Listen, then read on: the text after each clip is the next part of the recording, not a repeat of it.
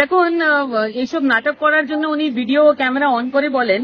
এর থেকে ভালো হতো যদি সত্যিতে কাজ করতেন, এই ক্যামেরাগুলো বন্ধ করে যদি করতেন, তাহলে এত কাটমানি, এত সিন্ডিকেট এগুলো হতো না। আপনি পরিষ্কার বলছেন আপনি এটা করেননি, ওইটা করেননি। আমি তো শুনেছি উনি এটাও বলেছেন কোন পুলিশ কত টাকা নিয়েছে, এগুলো দেখা যাবে, কার কত টাকা আসছে, কার কত বৃদ্ধি হয়েছে। আরে এইটা পুলিশের জন্য করার দরকার নেই তো। কোন কাউন্সিলর, কোন এমএলএ, কার কত বৃদ্ধি হয়েছে আগে ওইটা দেখান না। আমি তো পুলিশদের বলবো যে আপনারা একদম এক হয়ে লড়াই করুন, যে কেন কাউন্সিলর আর এমএলএ টাকা দেখা হবে না, কেন পুলিশের উপরে আঙুল তুলছে। তিনি রীতিমতো সুজিত বসুর নাম নিয়ে বলছেন যে হোয়াই সুজিত রীতিমতো কম্পিটিশন করে লোক, সব বাইরের লোক। উনি রীতিমতো একদম উল্লেখ করে দিচ্ছেন যে ওয়েবেলের কাছে দেখলাম সল্ট লেকে প্রচুর বাইরের লোক, এরা তো কেউ বাংলার লোক নেই। আগামী দিনে এরা যদি থাকে তাহলে কলকাতা বাঙালি বাংলা বলা। এই কথাগুলো এখন বলছেন, যখন ওই রোহিঙ্গিয়া সবাই এসেছিল তখন ক্যাম্প তো মমতা ব্যানার্জি বসিয়ে দিয়েছিলেন রাজের হাটে, এখানে ওখানে সব জায়গায় ভোটের জন্য ভোটার কার্ড দিয়েছিলেন। তো এখন কোথায় না কোথায় তো তারা কাজ করবেই না, এদেরকে তো আপনি ঢুকিয়েছেন। তিনি বলছেন যে পার্কিং থেকে তোলাবাজির অভিযোগ একদম করছেন খোদ মুখ্যমন্ত্রী, কি বলবেন? আরে পার্কিং থেকে এত বেশি দরকার নেই, কালীঘাটে ওনার বাড়ির বাইরে 2 হাতে দেখুন না, ওখানে তো তোলাবাজি করে পার্কিং নেওয়া হয়, ওটা কি মুখ্যমন্ত্রী জানে না? বলছেন পুকুর ভরাট হলে সঙ্গে সঙ্গে ভেঙে দিতে হবে, সে যত বড় নেতারই হোক বা পুলিশই এর মধ্যে জড়িত থাকুক, বেআইনি নির্মাণ বাড়ি ভেঙে পড়লে দোষ হচ্ছে তার, সরকারের একটা অ্যাকশন থাকা দরকার তিনি বলছেন। এখন কি বলবো নিয়ে যদি ওনার কাছে লিস্ট নেই বলুন, আমরা পাঠিয়ে দিব। আর তিনি বলছেন যে বেআইনি নির্মাণ তো চলছে আকাশ সমান বাড়ি উঠে যাচ্ছে, এখন আবার রাজ্যের যে রং সেটাও কেউ মানে না, ইচ্ছে মতো করছে, এমনকি বাড়ি ভেঙে দোষ হয়ে যাচ্ছে তাদের। এই এত বেআইনি নির্মাণ কিন্তু করার সময় কেউ দেখাতে কেন দেখেননি? এখন লম্বা লম্বা কথা বলছেন, বড় বড় কথা বলছেন, 10 বছরে করেননি কেন? শুনুন, এখন বেশি দেখছেন তো, বেশিরভাগ লোক লেগে যে যত লোক আছে তাদের পেটে লাথি মারছে মমতা ব্যানার্জি। যে হকাররা বেচারা দোকান লাগিয়ে টি শার্ট বিক্রি করতো, খাবার বিক্রি করতো। আরে আপনি তো বলেছিলেন যে চপ বিক্রি করো, দাঁড়িয়ে বাড়ি থেকে ঘুগনি নিয়ে এসো বিক্রি করো, মুড়ি বিক্রি করো। এখন তারা করছিল তো তাদের পেটে লাথ মেরে দিচ্ছেন। ফলের গাড়ি আমরা দেখছি আপনারা তুলে নিয়ে যাচ্ছেন, তো ওদেরকে বলেননি কেন যে কোন জায়গায় দাঁড়িয়ে করতে হবে? হয়ে গেল, আগে ওদেরকে জায়গা দিন।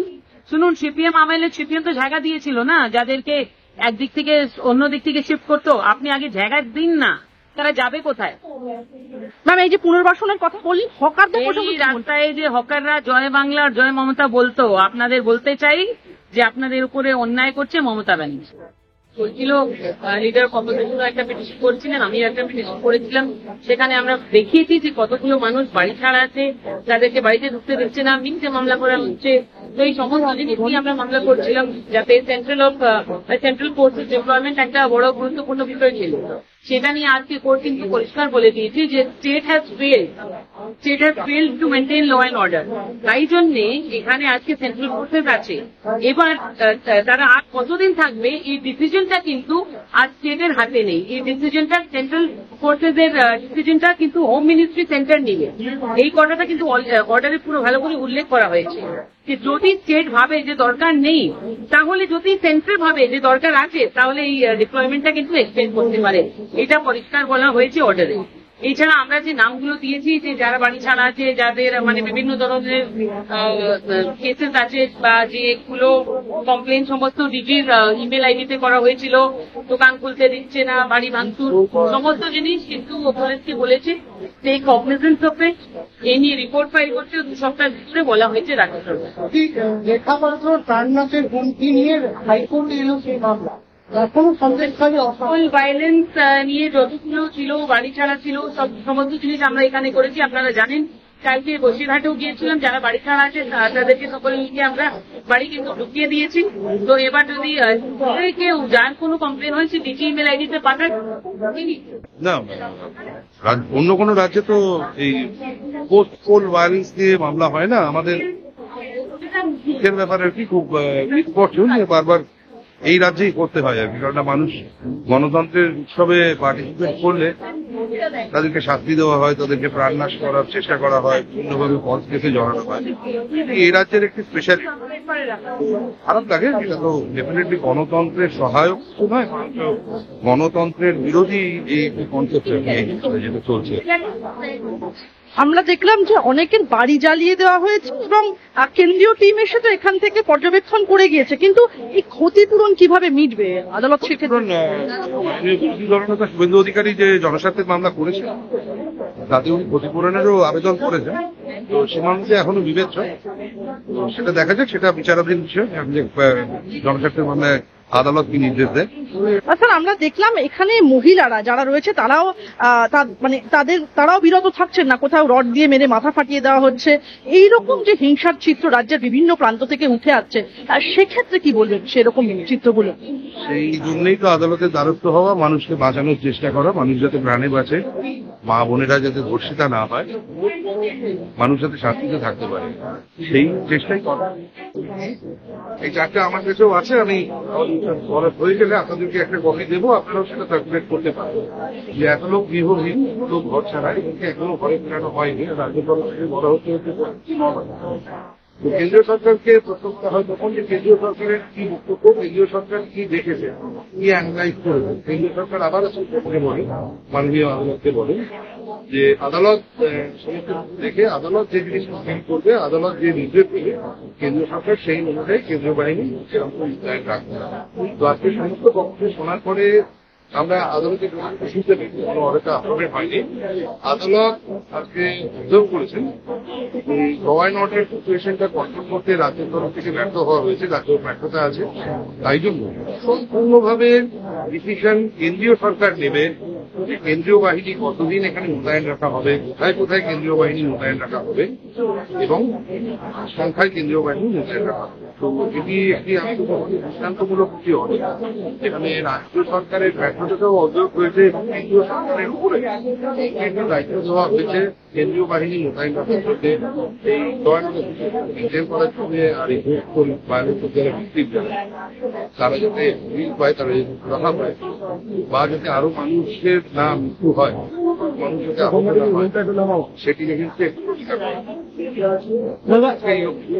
একটা প্রশ্ন, সেটা হচ্ছে যে এই বিষয় মানে ফোর্স ডিপ্লয়মেন্ট করার ব্যাপারে সেন্ট্রাল গভর্নমেন্ট একতরফা ভাবে সিদ্ধান্ত নিতে পারে না, এরকম একটা যুক্তি রাজ্যের তরফ থেকে তো প্রথম দিন থেকে এই গাড়া করা হচ্ছিল, বা এরকম বলা হচ্ছিল যে কেন্দ্রীয় বাহিনী এখানে রাখার কোনো প্রভিশনই নেই।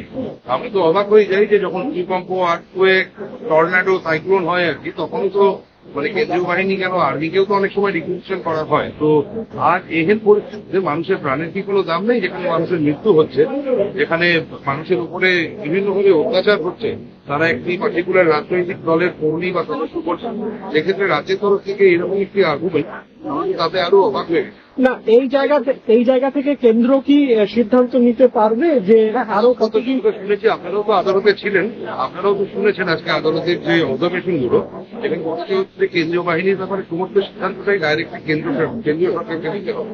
কেন্দ্রের ওপরেই পুরো দায়িত্ব, কেন্দ্রের দায়িত্ব এই যারা বিরোধী রাজনীতি করেন পশ্চিমবাংলায়, সেই দলের কর্মী সমর্থক যারা আছেন তাদেরকে যাতে সেফটি দেওয়া যায়, তাদেরকে যাতে প্রোটেক্ট করা যায়, যাতে প্রাণনাশ না হয় মানুষের, যাতে আরো মা বোনেরা ধর্ষিতা না হয়, সেটি না।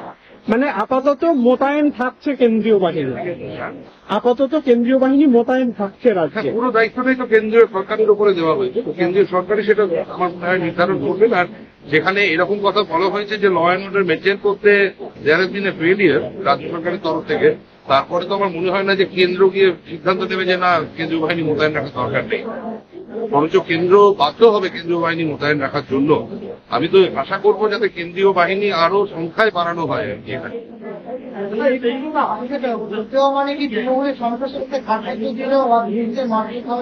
দেখুন, আমরা জনস্বার্থের মামলা তো সেই জন্যই করেছি যাতে মানুষ প্রাণে বাঁচে।